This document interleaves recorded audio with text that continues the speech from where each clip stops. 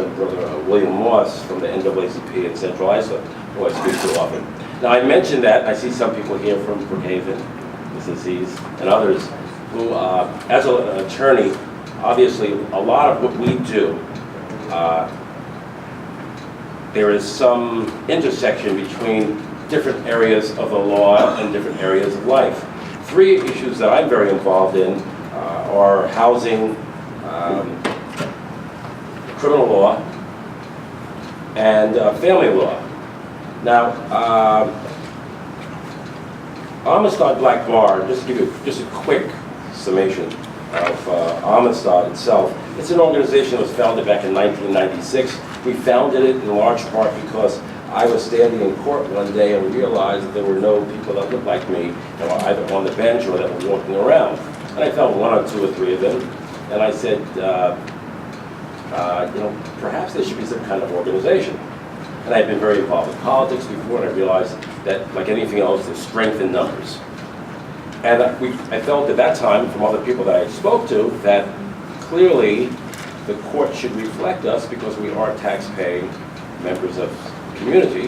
And in some instances, we're disproportionately represented. If you can imagine, if any of you have ever had to go to court with your loved ones, especially on the weekend, disproportionately the people that you see in court as defendants look like you and I. And disproportionately, the people that are standing behind the podium or the officers bringing the people in don't look like us at all.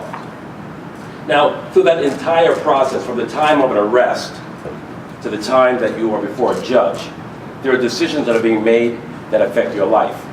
And I know that when Ms. Brose talks about housing, and she talks, I'm sure, about the disparate treatment in housing, and the need for affordable housing, clearly, just taking one instance, housing being so important, if that person that's there is a wage earner, and you pull that person out of the home, it causes some of the other dysfunctions that occur in the housing field. And I'm sure that Ms. Saunders would say, well then, under the theory of equity, that's somewhat of a problem, because families need to have money, especially to live on Long Island. So, we are very concerned about that. When I sit there as an attorney, and I remember when I first started, it was very, very challenging. I'm sitting there as an attorney, and one of the few people of color that can walk into the front row, and you can sit down. And I remember for the first year or so, when I go into court, officers would always ask me whether I was an attorney. I'm in a pinstripe suit today, that's what I usually wear. I got a black leather bag. I can read. Let's assume that I can read. And the sign says, attorneys only. And they would walk up to me and say, are you an attorney? So I'm going through that. The second challenge always was when they bring people in. In Nassau, I guess they use the color the green, Suffolk they use orange. And they bring you in shackles. I'm an African American. You can imagine when I say shackles, you know what kind of connotations I'm getting from that. So it used to be very disheartening, and I would want to walk out of court, but I realized that I might be the difference here, and I need to be here. So I toughed it out, and we would do what we had to do. So Amistad, the name in of itself, is very significant. Some of you have seen Steven Spielberg movie. Let me be clear, we had the name before Spielberg had the movie. Now, it's a very important issue because it was of and concerning an issue of law regarding Africans here on Long Island, which was of national prominence. Now, they moved those people, they actually got off the ship in Montauk Point. They moved them to Connecticut because at that time, 1839, New York State had abolished slavery back in 1827. And in Connecticut, slavery was still an issue. So the people that were the predecessors of the Coast Guard decided if those Africans are property, we could get money for them. Well, we gotta watch the money. That's right. So that's why they pulled them across Long Island Sound over to Connecticut. I'm not gonna go on too much about it more than that, other than to say, there's a man named Mr. Tappan, and Tappan was a great abolitionist who funded to bring Monroe here and other people, James Monroe, and other, I'm sorry, Madison, and others to John Quincy Adams, and others to advocate on behalf of these Africans that were ultimately determined to be free. Now, and this is going to have a political sense to it. I don't want to raise the issue too much. We have a governor that we enjoy somewhat of a great relationship. But when the governor changed the name of the bridge from Tappan Zee Bridge to Mario Cuomo, what he did was, without intentionally meaning to do so, I'm sure, he changed history. Okay, so when my children and I were going up to the Black Caucus last week, or 2 weeks ago, and I said, the bridge, I said, that's a beautiful bridge, right? And there's a little sign that says Tappan Zee, but nobody knows what it is. I said, well, Mr. Tappan was somebody. So, within 5 years, there won't be anything there that will say Tappan Zee. And there'll be no reason for a young person to inquire and say, who is Tappan, why did they do that, and so forth. Now, I know that wasn't I'm sure that wasn't the intent of our governor. But I would hope that our assembly and legislatures up there will let him know that and do something to correct history. I didn't mean to go into that, and I know I'm short of time, so thank you, because I know you'll take care of that. So as a result, we decided that we would name the organization Amistad because our concerns are of and concerning people of color here in Long Island, and that is not limited to people of African descent. We generally say people who are descendants of individuals from the diaspora, African diaspora. So I think we, for the most part, actually everybody's inclusive in that, you know. Right. But identifiably here in Long Island, color seems to matter. We went on during this period of time. One of our major issues has been criminal justice reform. And more recently, we're now breaking it down, and not to say criminal justice reform. We're concerned about bail reform. We're concerned about legalization versus decriminalization. Is that correct, Assemblywoman? Yeah. Because there's a difference between the two. I don't know the difference. I would share with you. Please read it, look it up, because it's going to have a different impact on our community. We're very concerned about mental health. I know the doctor was talking about wellness before, because our new sheriff in Suffolk County, Errol Toulon, who's a man of color, has reported that somewhere between 33 and 40% of all inmates within the jail population, there's 52 fine facilities throughout the state, have some level of mental health issues. Now, just to digress for a minute. So, right now we're dealing with opiate use, and it's being labeled as basically people that have a disease. I know that my uncles and my cousins that came out of Vietnam, when they caught that heroin stuff, that was always considered to be criminalized, and that's why we still have brothers sitting in Attica today. However, what we're also learning between mental health and drug court, and Carrier, your brother, sat in a couple of meetings with us with the courts, because we are trying to push them to look at the numbers. There are drug programs and there are mental health programs today. However, disproportionately, we are not in those programs. They're still criminalizing us. I'm just saying they. When I say they, what I'm really referring to is the young assistant district attorneys in both Nassau and Suffolk who tend not to look like you and I. Because it's easier for them to use the system to prosecute rather than for them to put your son and daughter in a program. Because if they're in a program, they don't get their numbers up. They get promoted based on convictions. They don't get promoted on the basis of sending Hassan to a program. So you have to be a special person to get into a program. We're fighting that. Immigration, major issue. Amistad took that on. We met with Errol Toulon's predecessor because we're very concerned about the time that a person who is not a citizen of the United States, once they are arrested, if they sit in jail waiting for their day in court, ICE can come in and pull them out. Now when I say that stuff, and I know we just had officers that speak, I don't want to even sound adversarial. However, my job is, I got to play my position, you've got to play your position. You have to make sure that my community is safe, and I have the same concern. I want it safe as well. And part of what we do often places us in a role of appearing to be adversarial. So if I sound that way, I know that while you may be symbolic of law and justice, but sometimes there may be deviations from that that have nothing to do with you as individuals. And I'm sure by having more diversity in the force, and as we move up in the force, that's going to make it possible to change some of the policies. So I'm going to digress from that because I know my window of opportunity is closing. So we talk about foreclosures. I'm really concerned about foreclosures. I represent a lot of people in foreclosures. And one of my concerns is our state Supreme Court judges. Because the state Supreme Court judges can determine how long a person can remain in foreclosure.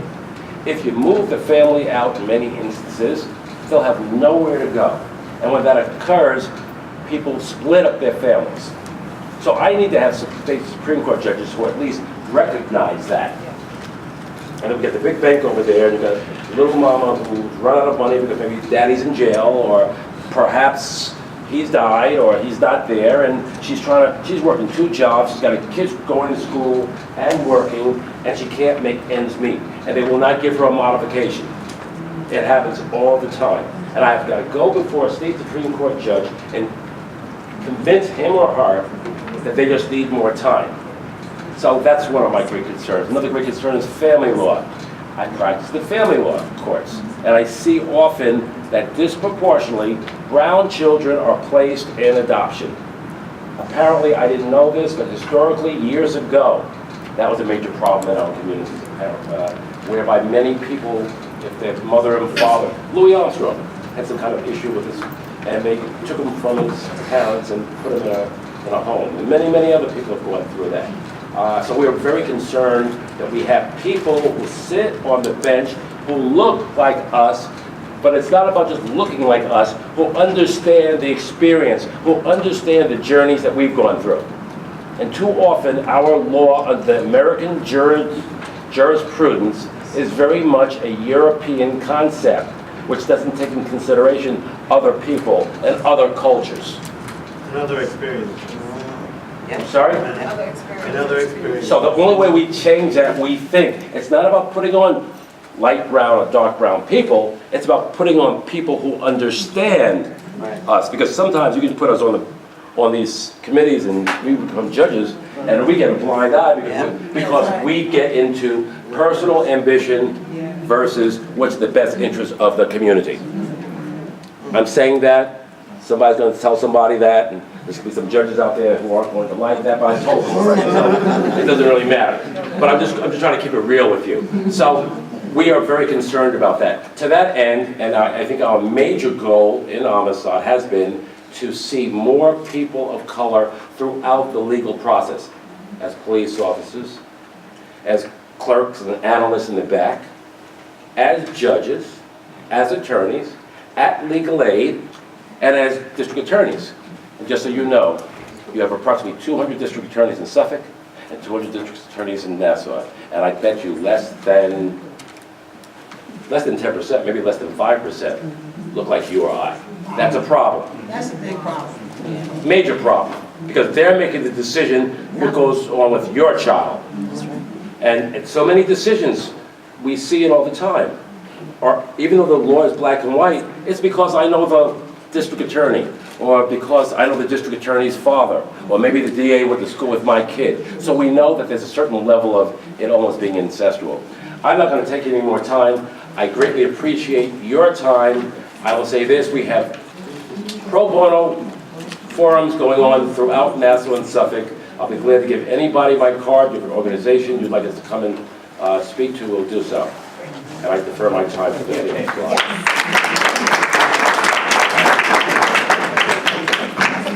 So, a lot of issues, right? So here we have a situation, all right? Because we're at 4 o'clock, but we still have some issues. I'm going to recognize our Assemblywoman who is here, Assemblywoman Solages. You want to make comments as well? That she comes. If you can come in to stay with us a few more moments for us to have some dialogue. We want to give you opportunities to talk with our presenters if there are any specific issues. So right now, we just welcome you for your remarks, Assemblywoman. Good to see you. Good afternoon, everyone. Good afternoon. It's amazing to be here to talk to everyone. I thank you, Legislator Solages, for organizing this wonderful meeting. We're talking about our political, our social, and our economic ways that we can uplift our communities. So thank you so much for coming out today and doing so. God bless you all. You know, I'm first vice chair of the Black, Hispanic, Puerto Rican, Asian Caucus. I've been an executive member since I stepped into the assembly because I really want to change our community. There are so many resources that we can get out of the $168 billion budget. Let me say that again. New York State's budget is $168 billion. I would buy a lot of shoes and shirts with that, right? And a lot of that money, to tell you the truth, doesn't come to our community. And that's a problem. When we look at our schools who are underfunded, that's a problem. When you look at our communities where we're not given resources so that we can hire more African American police officers and get proper community policing, that's a problem. When black women are dying on the maternity ward while giving birth, that's a problem. So we need to make sure that we have solutions. And so I've been really an advocate to make sure that we have those solutions, but I can't do it alone. I have to thank all the advocates here and all the people who helped me. Really, I can say each and every one of them has helped me. And it's interesting because now I'm serving in a time in which we have an African American speaker and also an African American woman majority leader. And as I said before, it's not about the color of their skin, but it's about their perspective. That's so important because we know government is better when we have diverse perspectives. And so it's really an honor. I want the conversation to continue. But you know, I saw online a quote and I loved it. I really, when I saw it, I was scrolling through Facebook, you know, trying to waste some time. And you know, I saw this quote and it said that when they took slaves from Africa, they didn't take slaves. They took artists, doctors, lawyers, engineers. And it's so truthful. You know, we have our past, but let's make a beautiful future together. So thank you, everyone. Okay,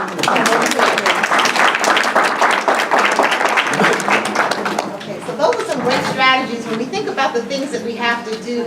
Mr. Andrews mentioned about invalidation and affirmation, and just think about how important that is as a strategy for your own well-being. When a situation or a person or a system invalidates you, being able to find ways to create that balance where there's some affirmation. So we're hoping that in our conversation, we can affirm ourselves and most importantly, affirm a commitment to move forward from here and to continue the dialogue, to recognize that we do have to pay attention to our equity agenda, that we do have to pay attention to our disparities, that we have to hold systems accountable, that we have to be aware of certain things. Some things I learned today for the first time. So it's good to know that certain initiatives are here, that our county health department is winning awards left and right, you know, and doing great works in our communities, and so we have to spread that information as well. So I wanted to open it up. If you have a question or a comment or something that you want to learn a little more about, or we can direct you to information, let's have a little moment of sharing. Any thoughts, questions from our, yes? Just speak up, just give us your name if you'd like, and just your question as well. But stand up so we can hear you, please. Thank you for coming out, all of you. We do appreciate that. I think that I do that more often, so that the community can be more aware. My question is to the lawyer. We talk about the prison system, and it's a corrupt system, and it's a money system. It's just another slave system that is going on. And I'm very concerned about these inmates that when they come out, they're already serving their time. But then when they come out, they still serving their time because, when they're going for jobs, that's a problem because they have a record, okay? And thank God, God is not like us, man, right? There's so many wrongs that we have done, and He has mercy on us. So I'm very concerned about that system, that when they come out looking for a job and they're being very honest, they can't find a job. Then what do? If you really follow it now, they're going to divert back to the same old, right? And then they go back to the same system that is not even teaching them a lesson, okay? Because they're in there and they are not learning anything. So I'm concerned about that. I'm concerned also the fact that when they're ready to borrow money from the bank. When they're going to do housing, that's a problem also. So how are they going to survive? I wonder that, and I am also asking. Can we address that for a minute? Okay. So I'm slow, I'm gonna do one at a time. So we as attorneys see that problem, and I don't like to put it off on other individuals, but I think that what you need is responsive elected officials that are in the position to create and fund the appropriate programs. I think that both the Assemblywoman Solages as well as the Nassau County Legislator Solages are in key positions to do that. But they need to also have you showing up at meetings to provide the support for that. Because what you need funding for those kind of programs. As an attorney, my job pretty much ends after the conviction or the sentencing, but we do see a high degree of recidivism. So we need the appropriate programs for that. I know that there had been something on the table before about taking back education or higher education for prisoners. I think that's now changed. But again, I think that people like Ms. Solages, who I did see 2 weeks ago talking with the head of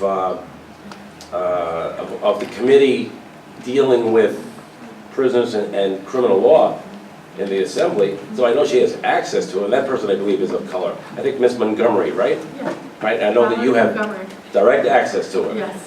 That's who you need to talk to, so you can get them to get their heads together to create a bill, if there isn't a bill. So they can create a bill to fund, with that money that Ms. Solages told you about, programs to address what you need. That's I think it's the best answer there.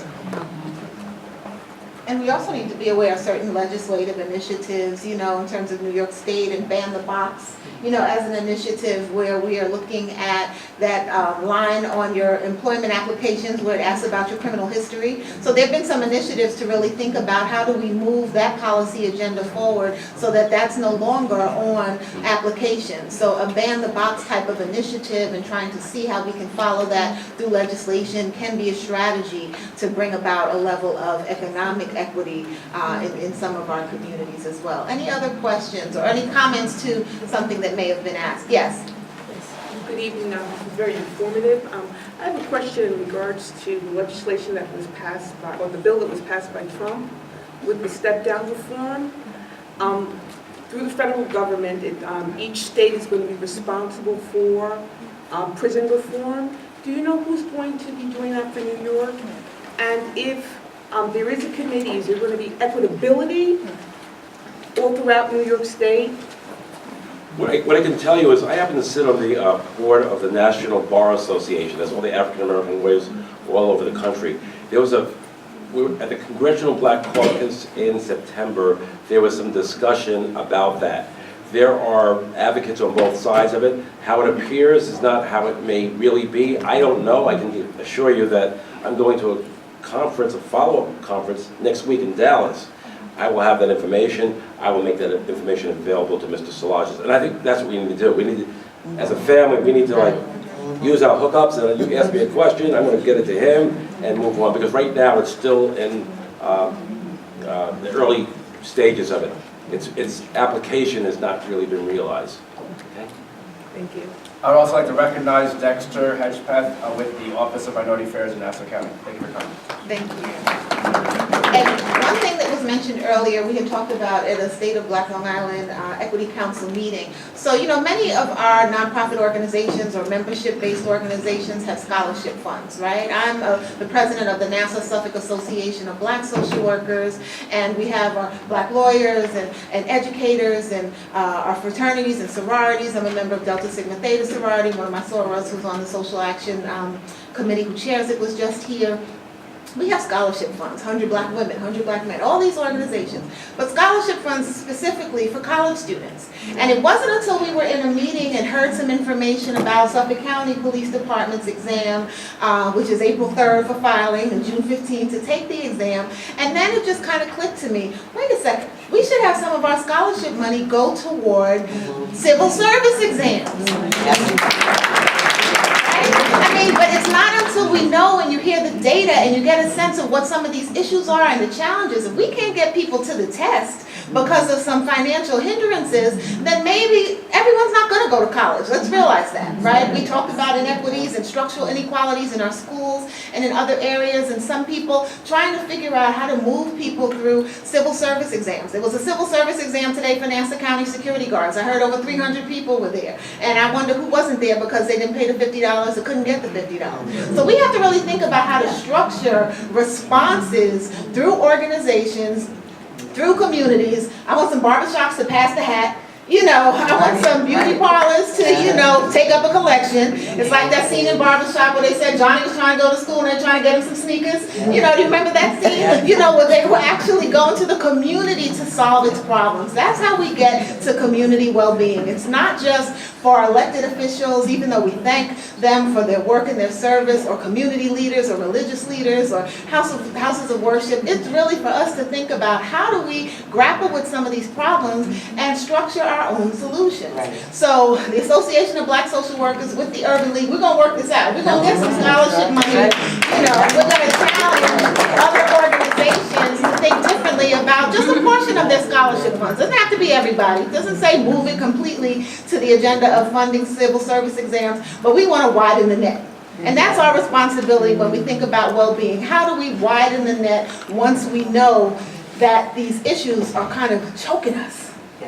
Right? Really kind of taking from us. And we want to be able to move past those feelings of grief or loss or inequalities and not just deal with the heaviness of it, because anytime there's crisis, there's danger, but there's also opportunity. So we always want to make sure for the purpose of well-being that we're considering the balance between what is the threat to our well-being, but what are some of the strategies that are going to help us promote our well-being. First of all, we have to talk about us being hurt.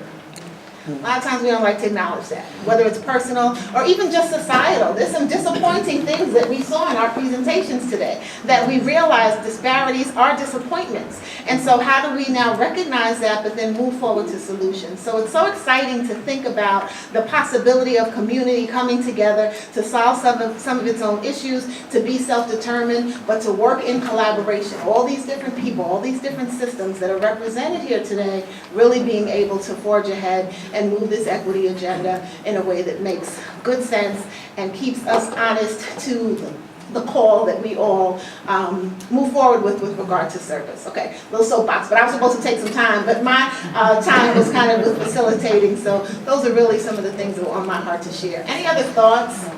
Yes, questions? To the officers, you guys are in recruitment. Quick question, because Nassau County had a problem before in the 90s, I know, where there was discrimination in order to get more blacks on the job. Part of the problem, and they're talking about structural racism, is certain things like the psychological, where blacks are disproportionately knocked off the job, in terms of the investigation process that they had to go through, they were disproportionately knocked off the job. And even as we talk about other things that affected, like how many black young people have been arrested for petty crimes now, and therefore they can't even get into that part of the process. What has Nassau done in terms of addressing those certain issues of discrimination that they had before, as it relates to now in terms of your recruitment now, in terms of dealing with structural racism? Right now, we work with the Department of Justice, and they oversee us with the recruitment. So we have to pretty much reach out to everybody that doesn't even know about the exam. Just like Officer Jean said, we go to malls, churches, any religion institutions, social gathering. We put it on Facebook, social media. So we try to reach out to a lot of people. Have they dealt with the things like the new implicit bias test and things like that, that are people trying to get departments that are across the country to do, to find out, let's say when people are in part of doing the investigative process, they're not knocking out people of color? Is there an implicit bias part that's coming to Nassau County? I know I was at a function not long ago with Commissioner Ryder, and I know there was some discussion. Teresa, So some of what you're saying, it goes back to what Lisa was pointing out, that there's things that we have to do to help ourselves. We have found that there are trainers that have been hired to help people. The police can't get involved that deep while a candidate, correct me if I'm wrong, is going through the process. Like they recruit and they put them in the process. And then there's a whole nother level that that individual has to go through. They can't engage anymore with that person because the next thing, people will say it's biased because the cops are helping the person get the job. But there are people, and I'll talk to you, I'll give you a card, because what we're trying to do, especially with the Suffolk test, is address exactly what you're saying. It's not so much the recruitment sometimes. Like we'll get a lot of people No, I with understand. pipeline. I'm with 100 blacks in law enforcement. So you know, So, and then by the time you get to the we were fighting end, the same there you thing. go. I was wondering what's going on in Nassau. Yeah, so I'll give you a card because we have some solution models that we're working with solely to help them move through so that we have a larger level of success with people that achieved a job, not just get in the pipeline. So one quick response, and then there are two 30 comments that we're seconds. going to take. First of all, one of the things that we've learned in Suffolk County in particular is that the police department now has been moving towards trying to increase the pool. And obviously, if the pool is larger, the probability is that you'll get more people. But to actually answer your question regarding psychological, that remains an issue. All right? And the bottom line is, if you're looking at a system itself, you must look at all the different pieces of it. And Suffolk County, as well as other places, are using models that are coming out of LA and so forth that actually address your particular issue. Because, you know, we all know about computers enough that if you can get to one portal, but then you don't get to another. We seem to get stuck often at the portal related to the psychological. So in part what they've been doing is increasing the overall numbers, because I think the theory is if you increase the overall number in the pool, somebody will get through. But that still remains an issue. And we need social scientists and people who look at that particular issue in and of itself. And that doesn't take anything away from you as officers, but having met with people that are working on that as well as the marketing and other aspects as a whole, each one of those portals still remain a challenge. And that's why we need to be sitting at those community meetings dealing with that. Okay, so yes, you had I a have something to add to the police exam. Sure. And then another observation. I was one of the community representatives, in this case it was for the National Organization for Women from Nassau County, after the consent decree. With so many decades ago, that was evaluating and eviscerating the current testing. So we actually worked on the questions on the application and the tests. Because I definitely remember at that time, female applicants were being asked about the degree of their flow when they had their periods as a relevant issue in being tested or hired. And I asked what he thought, the commissioner, what thought was a gross question, as unless they're wearing dress whites, I do not understand what the relevance of a woman's flow.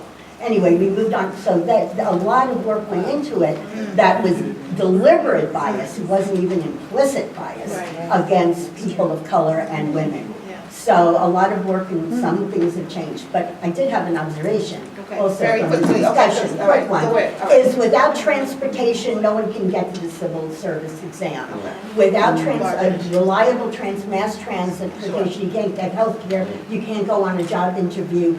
People in Nassau County, I know, have lost their jobs because they're seen as unreliable because of the bus system we have. Certainly if you're depending on them one. But that is an issue that we really do need to, because I ride a lot of buses, sometimes 10 in a day, and very often I'm the only person who's pale on that bus. So I know it's not accidental how the system sucks. Sure. Thank you so much for that. And so we are over time. We do want to thank you. I want us to give a round of applause to our legislator, Solages, for putting together this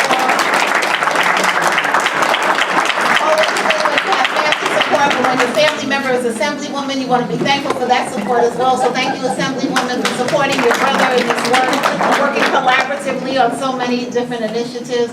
We do have to get out of the space soon. I think they're coming to kind of break down the space.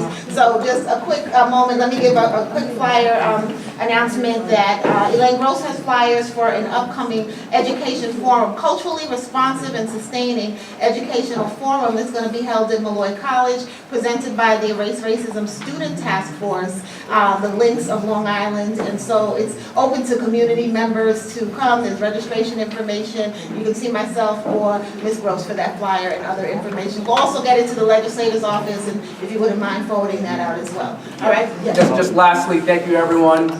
This was a great discussion, but let's work together. We're going to email everyone a copy of the video for this program and other information. And lastly, on the 25th of this month, there's going to be an important community meeting regarding public safety issues. 21st, I apologize. The 21st, here in the library at 7 p.m. It's going to be a very important meeting regarding public safety. As you may recall, there was an accident in which several young kids were hit by a car. I want to thank the Department of Public Works for doing a lot of work since that, and also the county police. Again, this was a great discussion. I really enjoyed hearing the gentleman speak. And thank you to everyone who came. God bless you and God bless America. Thank you. Thank you to the staff, to Mary Ann Phillips and to Dan Ingstrom in Legislator Solages' office. Thank you for all you do.